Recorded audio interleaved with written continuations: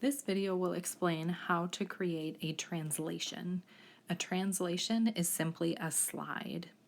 For this example, we have a triangle that we are going to translate 5 units to the right and 2 units up. You have a couple of options for how to go about doing this.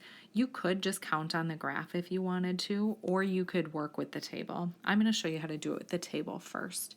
So if I'm going to start by translating 5 units to the right, what that means is that I need to take each of the x values that I have and I need to add 5 to them. So if I start at -5, if I add 5, I get 0. Starting with -5, adding 5 would give me 4. And starting with -3, adding 5 would give me 2. For the other part of the translation, I'm supposed to translate 2 units up, which means I'm going to take each of my y values and I'm going to add 2.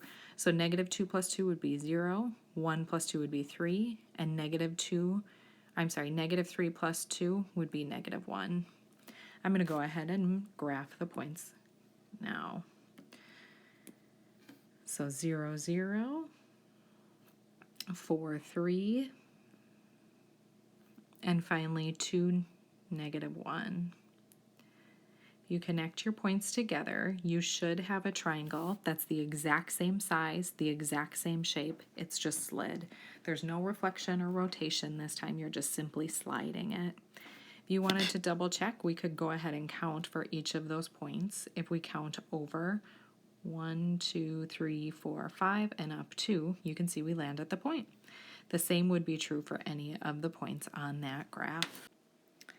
So to recap, you just want to make sure that you slide each of the points on the shape the exact same distance.